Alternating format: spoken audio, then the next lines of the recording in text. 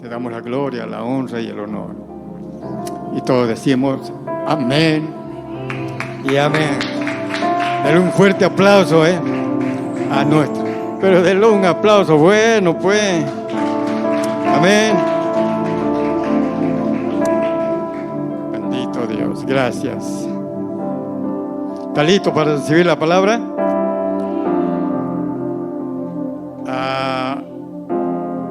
Tengo la certeza que hoy día Dios va a tocar hasta lo más íntimo, lo más profundo de nuestro ser.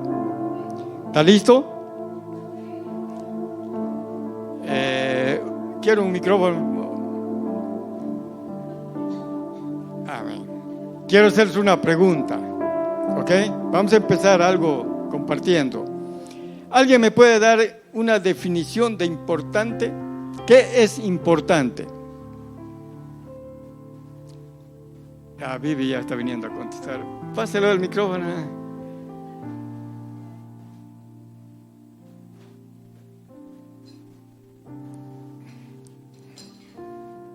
¿Qué es importante? Una definición. Diga, no se peleen, tranquilas, para todos se va a ver. Eso es lo que nos importa. Muy bien, ¿qué más? Algo de mucho valor, perfecto. ¿Qué más? Algo que no se puede dejar de hacer. Amén.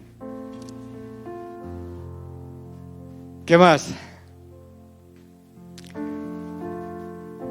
¿Cuál es la regla que define nuestras prioridades? Siempre hablamos de prioridades aquí en la iglesia, pero ¿cuál es la regla? Amén. Amén. ¿Sabían que la regla que define nuestras prioridades es: hacemos lo más importante para nosotros? O sea, ¿qué es lo más importante que usted hace? Esa es su prioridad. Eso es lo principal para usted. Como ven, aquí no hay, Dios no es, para muchos no es lo primero. Si no, esto estaría reventando, ¿no es verdad? ¿O no? ¿Sabían que el orden de nuestras prioridades son nuestras acciones, no son nuestras palabras? Lo que hacemos determina nuestras prioridades. Amén. Quiero hacerle una pregunta.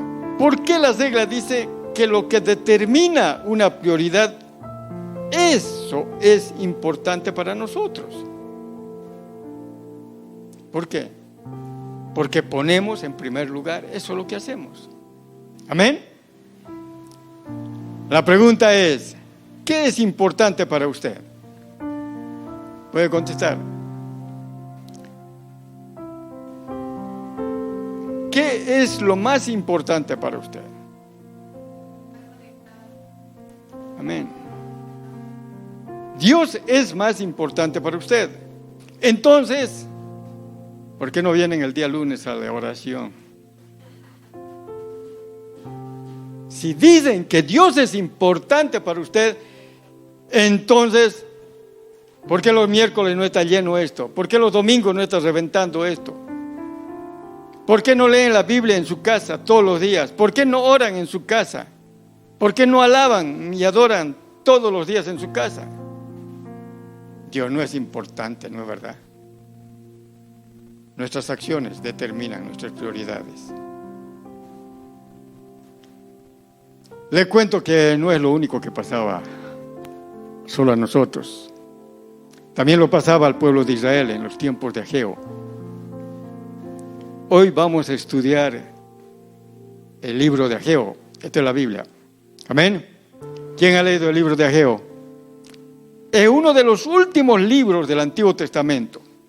Ageo pertenece a los profetas menores. ¿Quién puede decir por qué son llamados profetas menores? Lizzy, ¿por qué son llamados profetas menores? No porque eran chiquitos ni porque, sino porque son libros pequeños, o sea, de 2 capítulos, de 3 nada más.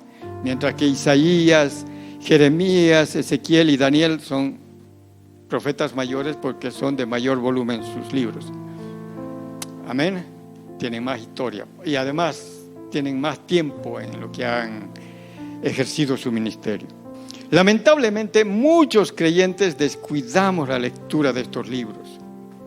No es común escuchar decir que Sofonías es uno de sus libros favoritos de la Biblia, o que usted está haciendo un estudio bíblico profundo y exhaustivo de Nahum, del libro de Nahum, o de Amós.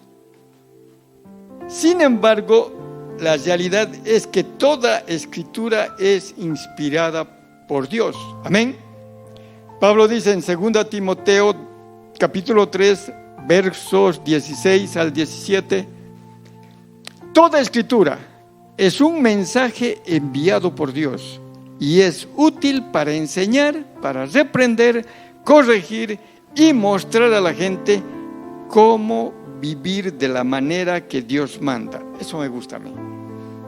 Cómo vivir de la manera que Dios manda, para que los siervos de Dios estén listos y completamente capacitados para toda buena obra. Amén. Yo le daría un aplauso al Señor por esa palabra, Así que lea la palabra si quiere saber cómo vivir de la manera correcta. La Biblia nos enseña cómo vivir de la manera que Dios quiere. Romanos capítulo 15, verso 4, Pablo dice: todo lo que se escribió en el pasado fue para dejarnos una enseñanza y para que tengamos esperanza. O sea que hay muchos que dicen, no, el Antiguo Testamento, no, mejor. No. Dice que todo lo que fue escrito en el pasado, o sea, en el Antiguo Testamento, es para que nos enseñe. La Biblia no es solo un recuento de las palabras que Dios habló para un pasado distante. La Biblia de Dios es viva, es eficaz y es más cortante que toda espada de doble filo. Amén. Este libro está vivo, ¿sabía? La vida de este libro palpita en cada una de sus páginas, desde Génesis hasta Apocalipsis, porque toda la escritura es inspirada por Dios. Este libro en particular que vamos a estudiar hoy es de suma importancia para el pueblo de Dios, de todas las edades, en todas las épocas, porque este libro es un llamado que vino de parte de Dios directamente. Amén. Dios hace un llamado a sacudir de la apatía espiritual. ¿Ustedes se dan cuenta que en este tiempo hay apatía espiritual? Hola. ¿Sí o no?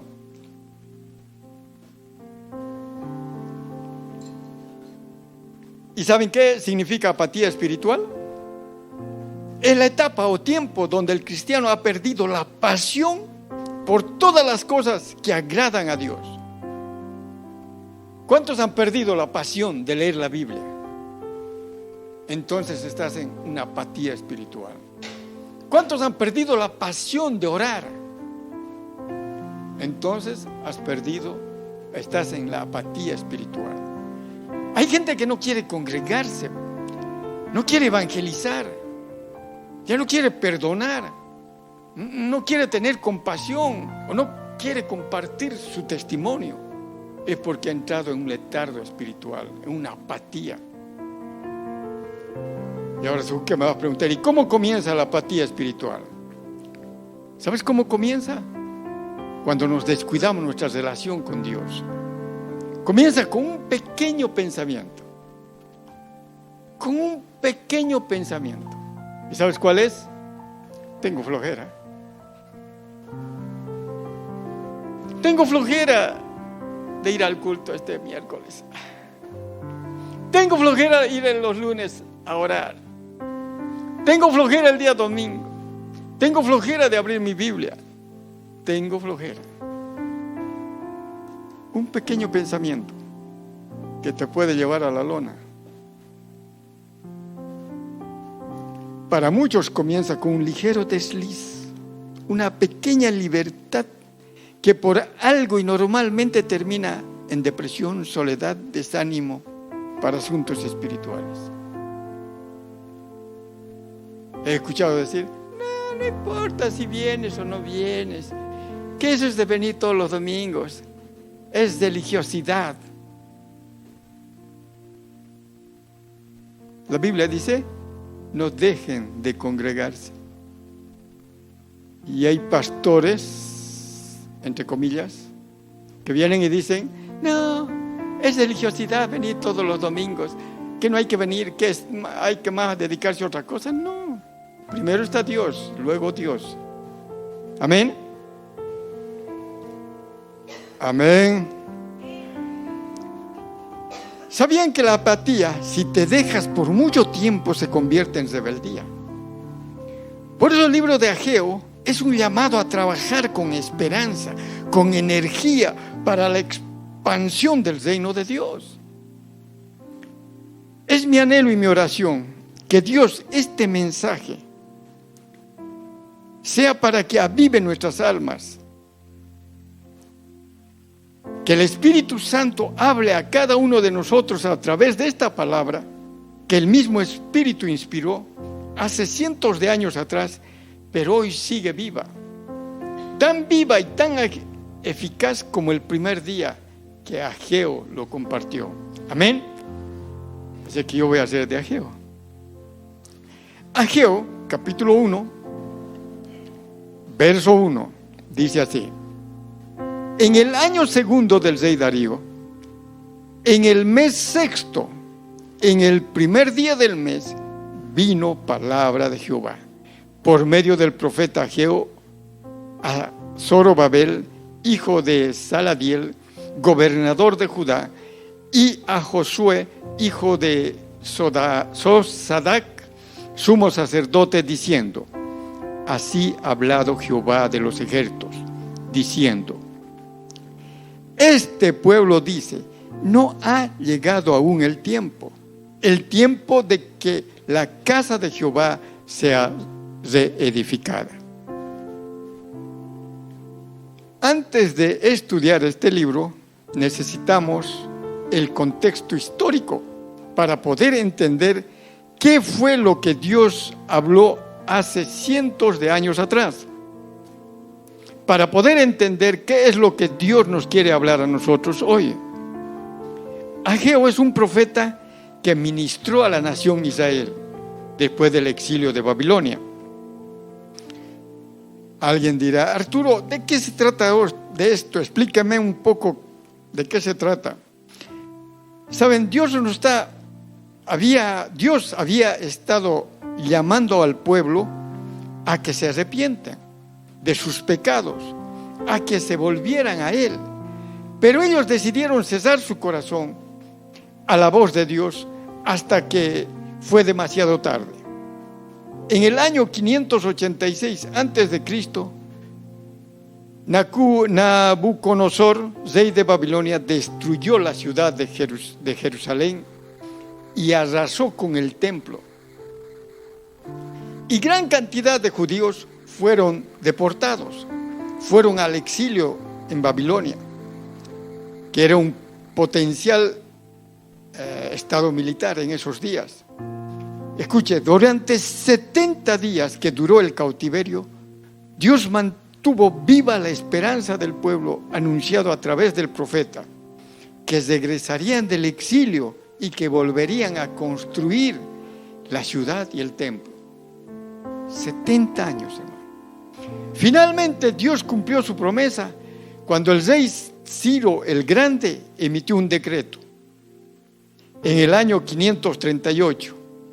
Ya se van a dar cuenta por qué hablo de fechas. Antes de Cristo, permitiendo que los judíos regresaran a Jerusalén y reconstruyeran el templo. De esta manera, aun cuando probablemente no sabía él estaba cumpliendo una profecía que Isaías había dicho hace 300 años, donde decía que un rey persa iba a emitir ese decreto. Miren cómo es. Todo lo que está escrito siempre se va a cumplir. En el año 537 antes de Cristo, unos 50,000 judíos regresaron a Jerusalén, liberados por Zorobabel, que era el descendiente de David. Y si usted lee el libro de Mateo, va a darse cuenta que uno de los nombres que aparece en la genealogía de Jesús es justamente Zorobabel. Tan pronto los judíos regresaron a Jerusalén, dice que prepararon el altar para poder llevar a cabo sacrificios. En la primavera del año siguiente ya habían puesto los cimientos para edificar el templo. ¿Se dan cuenta que eran? Así que todo parecía estar marchando bien hasta que algunas tribus vecinas comenzaron a oponerse a la reconstrucción del templo, especialmente los samaritanos. Para colmo de males, el rey Ciro murió en batalla. Y su sucesor, el rey Asuero, comenzó a recibir presión para que se detuviera la construcción del templo. Obviamente, todo esto causó un gran desánimo al pueblo de Israel, hasta que la reconstrucción se detuvo por completo. Y poco a poco estos judíos regresaron del exilio, fueron acostumbrándose a celebrar sacrificios en las ruinas del templo. ¿Se dan cuenta? Si ustedes se dan cuenta, cuando entras a una apatía, es como cualquier cosa vale. Una alabanza mediocre está bien, ¿no es verdad? Eso es lo que está queriéndonos decir en esto.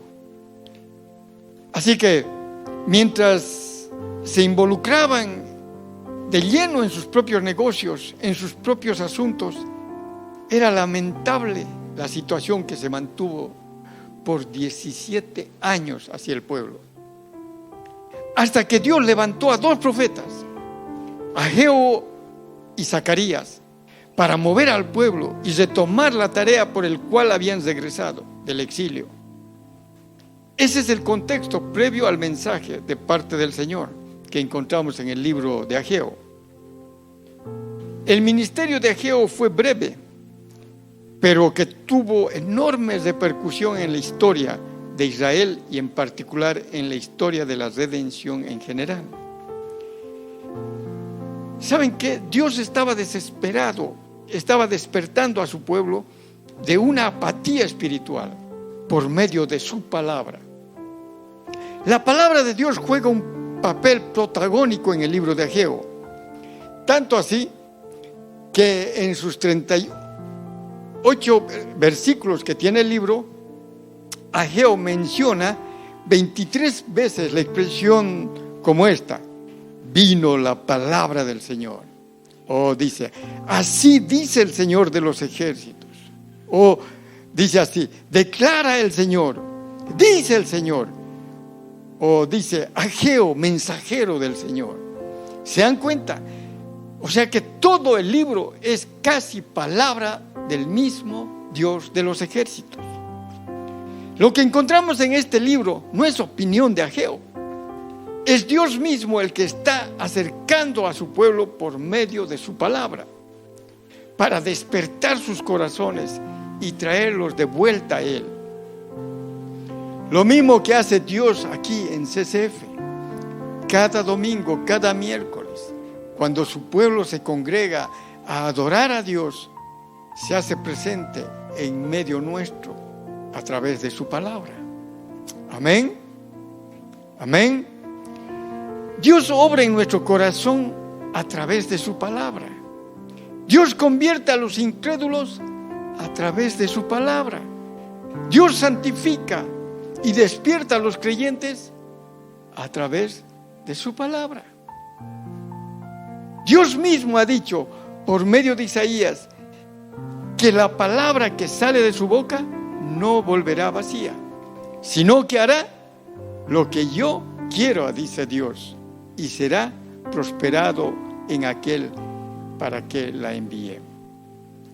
Mientras la palabra de Dios sea fielmente predicada en la iglesia, el Espíritu Santo lo va a usar para salvar a los pecadores, para santificar a los creyentes. Amén. De manera que si tú estás pasando un tiempo de sequía espiritual, quiero decirte de parte de Dios que hay esperanza para ti. Tal vez tú viniste hoy a la iglesia con un corazón frío. Mientras cantamos, tu mente estaba en otra cosa. Te quiero decir que hay esperanza para ti. Si tú eres creyente, hay esperanza para ti. Siempre que pongas la palabra de Dios y creas en Dios. Amén. Pero ¿qué pasó cuando Ageo comenzó a predicar?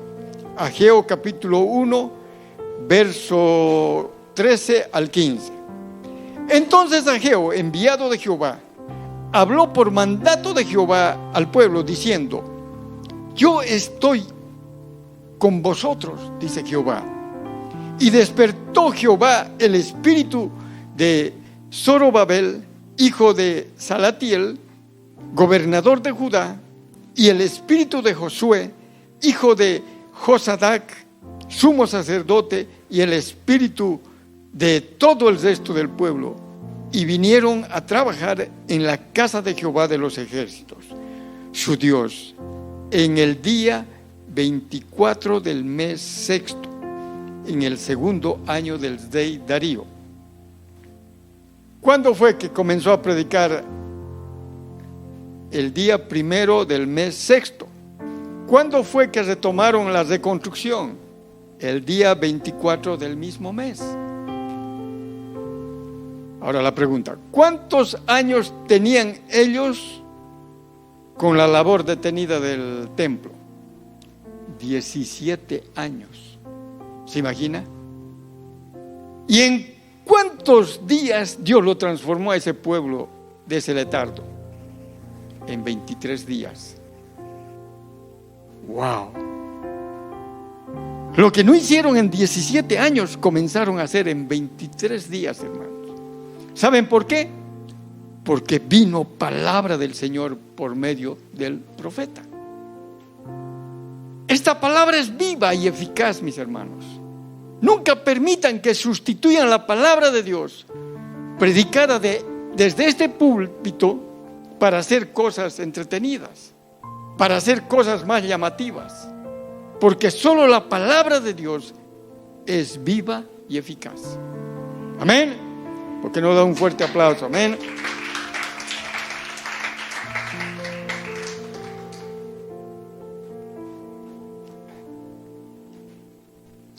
Nunca permitamos, hermanos, que la palabra de Dios deje de ser lo principal en esta iglesia. Porque solo el Espíritu Santo puede traer un verdadero avivamiento en medio del pueblo de Dios. El Espíritu Santo lleva a cabo esta obra por medio de la palabra que Él mismo inspiró, su palabra. ¿Y cuál es el contenido de este mensaje que Ageo predicó a la nación de Israel por mandato de Dios? Ageo, capítulo 1, verso 2. Esto es en el lenguaje sencillo. Dios le dijo a Ageo: yo soy el Dios de Israel. Ustedes dicen que aún no es tiempo para reconstruir mi pueblo, mi templo, pero viven en lujosas casas mientras mi pueblo, mi templo está en ruinas. Dios dice: mi templo no es su prioridad para ustedes. Sus prioridades están desordenadas. Este mensaje es bastante claro y verdad. Es la importancia que tiene el pueblo. Hermano, ¿qué es lo más importante para el pueblo de Israel? ¿El templo o no? Eso era lo más importante para ellos. Mis hermanos, pero no se confundan pensando que lo preocupaba a Dios era que le construyan un edificio o un monumento. A veces eso nos metemos en la cabeza. No. Detrás de esta amonestación de Ageo está algo más profundo. Tanto el tabernáculo durante el Éxodo y el templo en el tiempo de Salomón era el lugar donde Dios manifestaba su gloria, donde Dios manifestaba su presencia especial en medio de su pueblo. En ambos lugares Dios recreaba en cierto modo lo que Adán y Eva perdieron en el paraíso por causa del pecado. Pregunta. Oye, estoy bien preguntado, ¿no, pastora? ¿Qué perdieron Adán y Eva? Di nomás, Josué. ¿Ah? Correcto. La relación agradable, perfecta con Dios. La comunión con el Dios vivo y verdadero. De hecho, algunas se preguntan, ¿por qué Dios le da tantos detalles para la construcción del tabernáculo o la construcción del templo? Si ustedes leen y estudian, van a encontrar que les dice que hagan bueyes, un mar de bronce, palmeras esculpidas, granadas. Y uno se va a preguntar, ¿para qué servía todo eso? ¿Sabe para qué? Para recordarlos al pueblo de Israel lo que ellos habían perdido en el huerto, lo que ellos habían perdido en el paraíso. Eso hizo, para recordarlos lo que era el jardín del Edén. Me encanta cómo Dios describe en el libro de Éxodo el principio que fue lo que ha sucedido cuando los rescató de la esclavitud de Egipto. Uno siempre nos hemos metido en la cabeza, ¿no? Que al pueblo de Israel le sacó Dios de Egipto para librarles de la esclavitud. Pero escuchen lo que Dios dice. Éxodo capítulo 19, versos 4 y 5. Ustedes han visto cómo castigué a los egipcios. También han visto que a ustedes les he traído con mucho cuidado hasta el lugar donde estoy. Los he traído con el mismo cuidado que tiene un águila cuando lleva a sus polluelos sobre sus alas. Yo aplaudiría. Con tanto cuidado nos tiene Dios. ¿Ustedes escucharon eso? Con el mismo cuidado con que las águilas llevan a sus polluelos, Dios había tomado a su pueblo con ese mismo tierno cuidado para traerles hacia Él, no para llevarlos o traerlos a la tierra del Medio Oriente.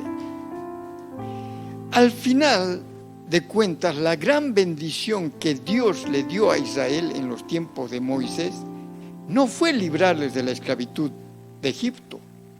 La gran bendición fue la bendita posibilidad de volver a tener comunión con Él, a tener comunión con Dios. Amén. Qué tremendo, ¿no? ¿Usted sabía eso? De eso se trata la redención. Dios nos libra de la esclavitud del pecado para que seamos suyos, para que podamos estar con Él en una agradable relación de amor y adoración. Y lo mismo vemos en la construcción del pueblo de Salomón. Primera de Reyes, capítulo 9, verso 1 al 3. Dice así: cuando Salomón hubo acabado la obra de la casa de Jehová y la casa real y todo lo que Salomón quiso hacer, Jehová apareció a Salomón y le dijo: yo he oído tu oración y tu ruego que has hecho en mi presencia. Yo he santificado esta casa que tú has edificado para poner mi nombre en ella para siempre, y en ella estarán mis ojos y mi corazón todos los días. Amén. ¡Wow! Ese es mi Dios.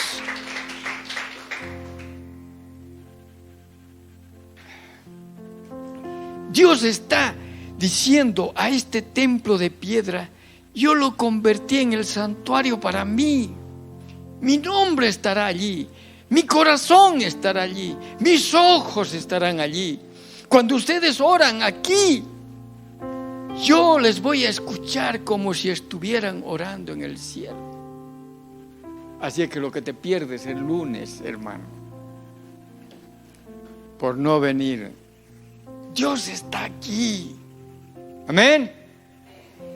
Por eso, mis hermanos, que la destrucción del templo durante la invasión babilónica fue un verdadero desastre para la nación de Israel. Ese Dios que había hecho un pacto con ellos, que les había prometido que ellos serían su pueblo y Él sería su Dios, les estaban privando de ser su mayor bendición, de ser su precioso tesoro, su propia presencia en medio de ellos. De nada servía que Ciro emitiera un decreto para que los judíos regresaran a su tierra si ellos no podían disfrutar de la presencia de Dios. Si quiere entender a Egeo, tiene que leer el libro de Esdras. Y escucha ahora lo que comienza el libro de Esdras. Esdras, capítulo 1, verso del 1 al 4. En el primer año del gobierno de Ciro, rey de Persia, el rey dio la siguiente orden a todos los habitantes de su reino: el Dios de los cielos, que es el dueño de todo, me hizo rey de todas las naciones y me encargó que le construya un templo en la ciudad de Jerusalén, que está en la región de Judá.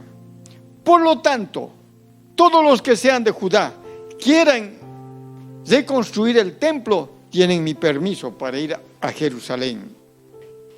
El Dios de Israel vive allí y los ayudará. Todos los que decidan ir a Jerusalén para trabajar en la reconstrucción recibirán de sus vecinos ayuda en dinero, mercancía y ganado. También recibirán donación para el templo de Dios. Reconstruir el templo no era para complacer a Ciro. Ellos debían reconstruir el templo porque era la voluntad expresa de Dios, porque Él quería que volvieran a disfrutar de su presencia. Por eso era tan grave la apatía de Israel en los tiempos de Ageo. Ellos estaban teniendo en poco la gloria de Dios. Ellos estaban teniendo en poco la presencia en medio de ellos, de Dios. Es impresionante pensar que el Dios del universo quiera tener una relación con nosotros. Dios quiere tener una relación de pacto con nosotros para ser nuestro Dios. Amén. Es una verdadera tragedia que caigamos en tal apatía, que dejemos de sorprender. Que el Rey de Reyes, el Señor de Señores, el Creador de las galaxias, el que gobierna todas las cosas con su palabra, el Dios de toda gloria, el Dios inmenso, el Dios todopoderoso, perfecto en justicia, perfecto en sanidad, el Dios omnipresente, el Dios omnipotente, el Dios omnisciente, hizo un pacto con nosotros para ser nuestro Dios. ¡Wow! ¿No es verdad? ¿Te sientes o no? Hermano, ¿entiendes eso? No lo ve. Porque si lo hubiese entendido, hubiese aplaudido.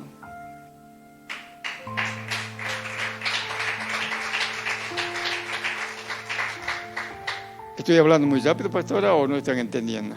¿Está bien?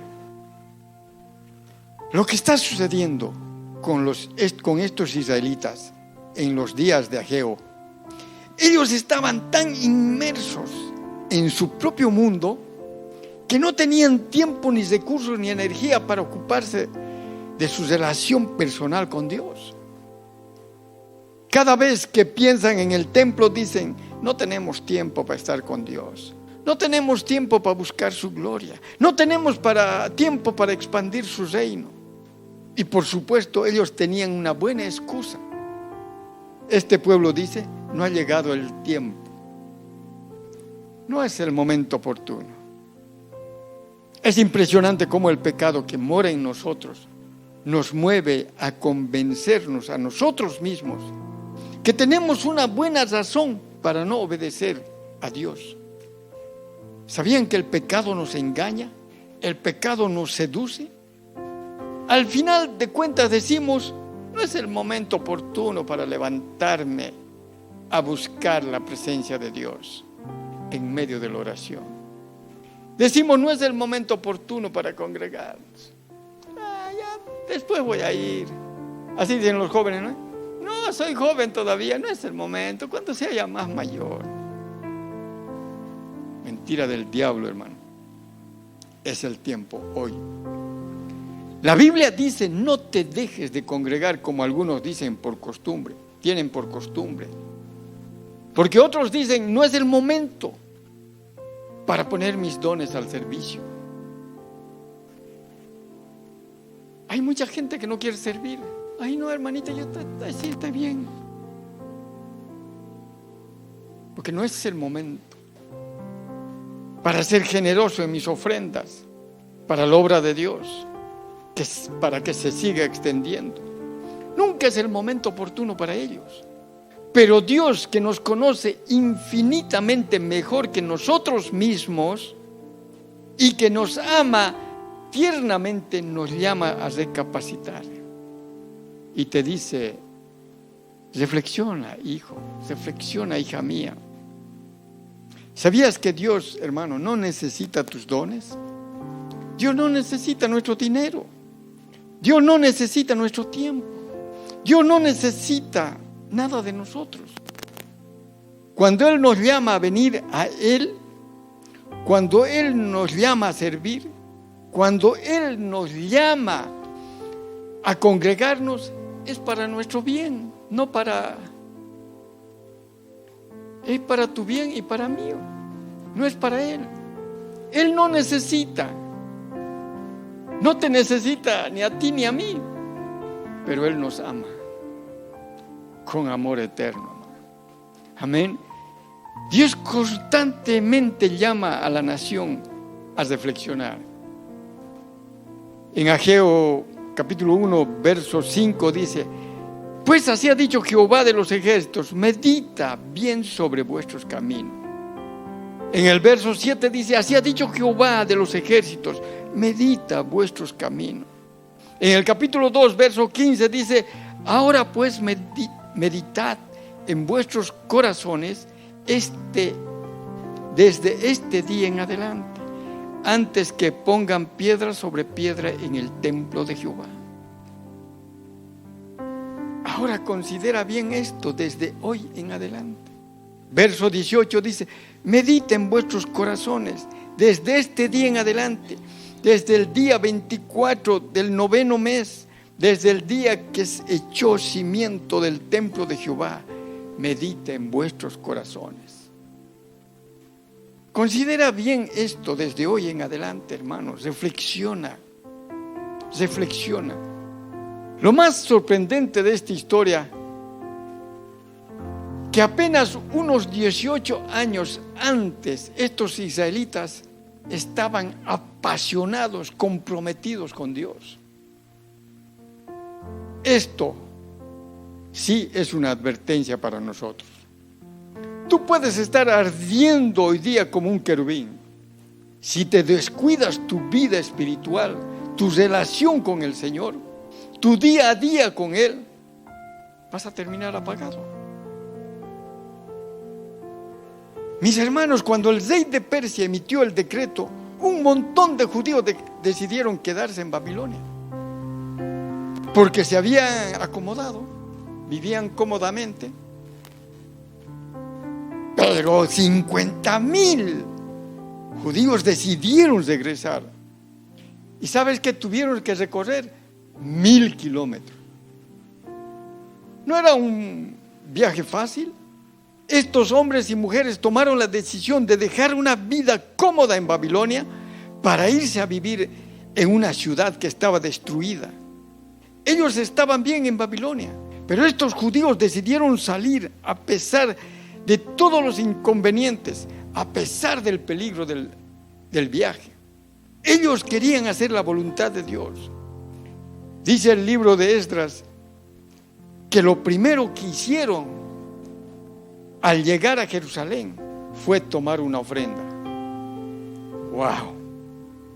Una ofrenda voluntaria para la reconstrucción del templo. ¿Y cuánto creen que recaudaron? En el capítulo 2, verso 69 dice: recaudaron 61,000 dracmas de oro, 5,000 minas de plata y 100 túnicas sacerdotales. Si no te sorprende mucho, vamos a poner en el lenguaje actual y en la plata actual. 50,000 judíos acaban de llegar de un viaje de más de 1,000 kilómetros y lo primero que hicieron es recoger una ofrenda. ¿Saben cuánto fue esa pequeña ofrenda? 13,200 onzas de oro, que al precio actual son más o menos como 24 millones de dólares. ¡Wow!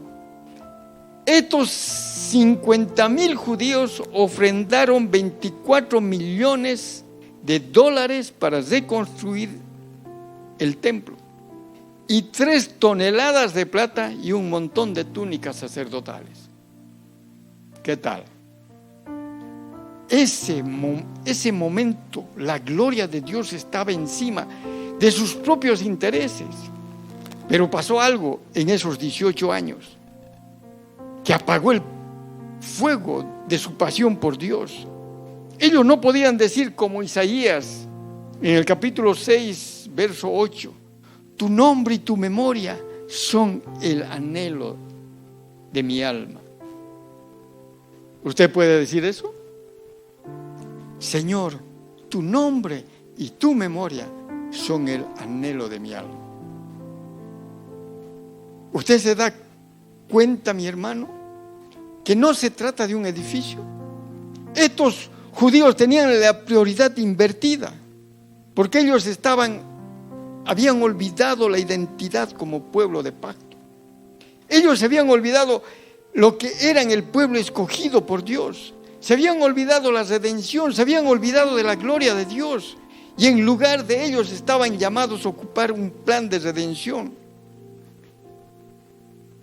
revelado en el Antiguo Testamento. Ageo 2, verso 9 dice: la gloria postrera de esta casa será mayor que la primera, ha dicho Jehová de los ejércitos, y daré paz en este lugar, dice Jehová de los ejércitos. Amén. Ahora, ¿usted sabía que se cumplió eso?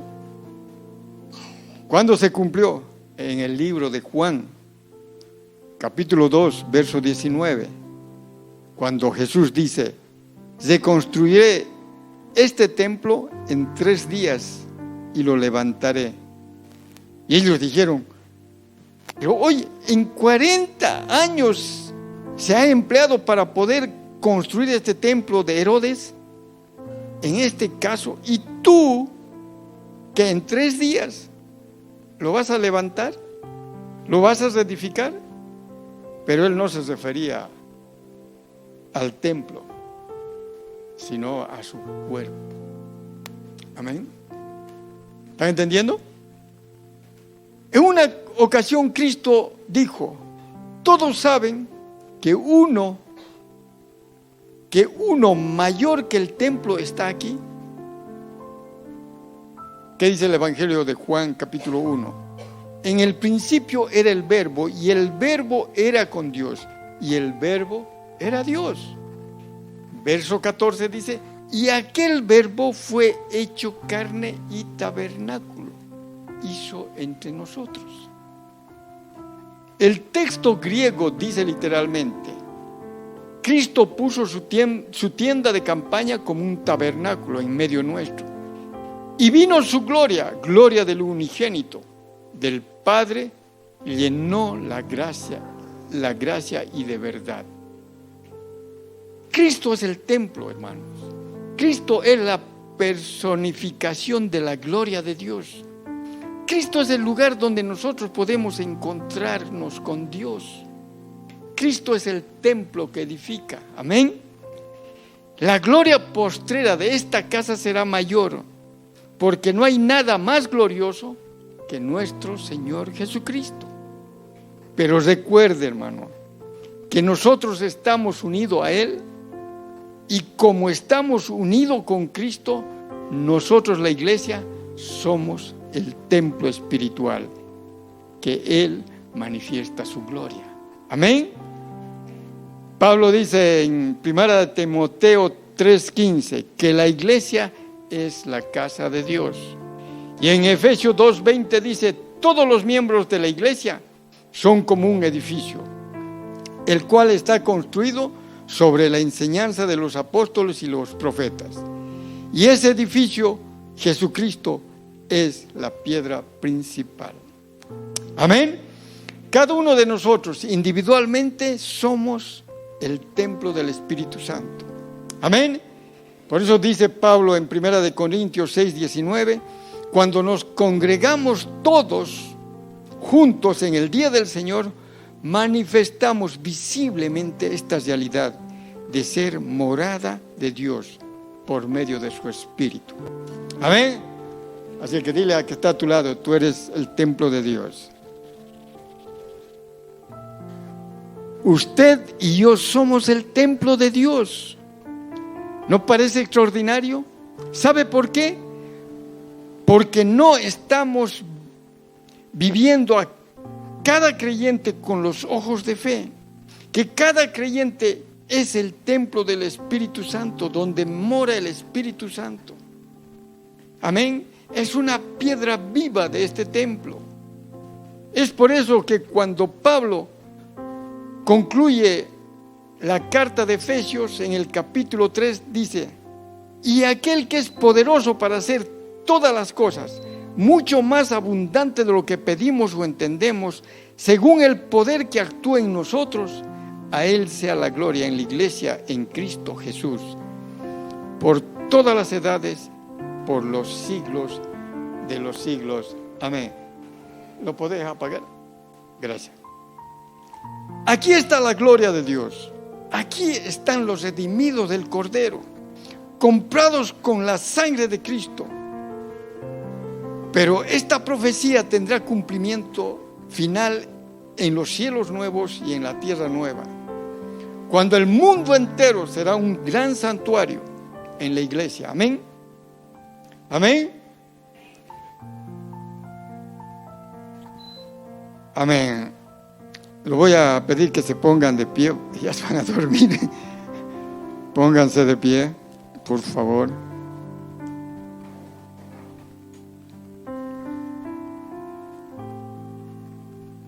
Si al oír esta enseñanza, te voy a pedir que cierres tus ojitos para no distraerte.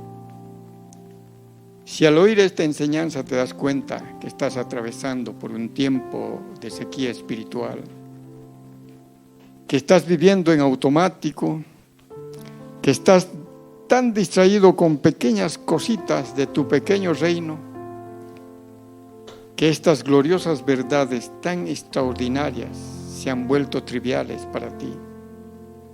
No te quedes ahí, no te quedes apático, recordando con nostalgia ese fuego que ya no está como cuando recién te convertiste.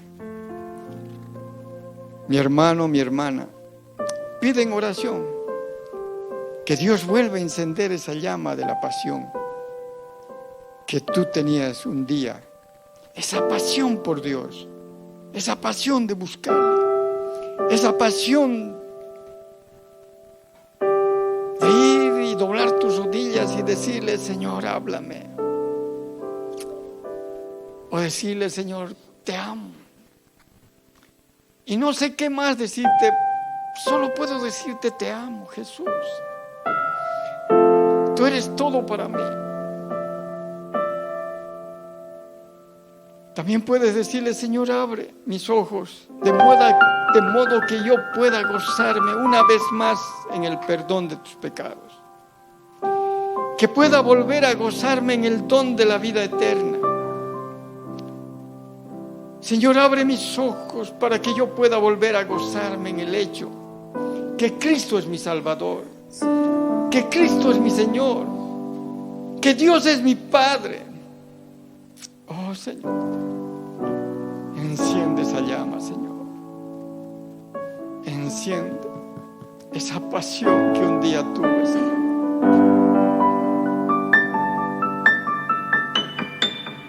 Gracias, Dios.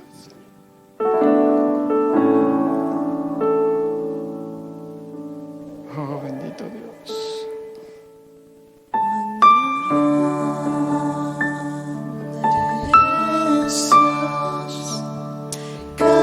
Cuál grande eres tú, Señor.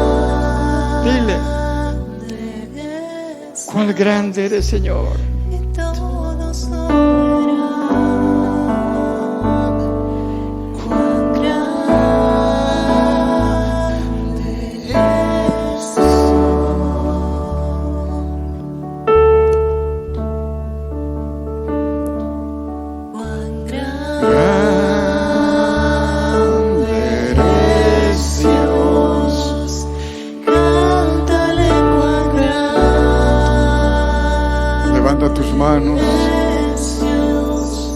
Y dile lo que realmente eres. Cuán grande eres, Dios. Gracias, Señor, por tu palabra. Gracias, Espíritu Santo, por tu presencia. Gracias, Dios, por todo lo que tú has hecho hoy por nosotros.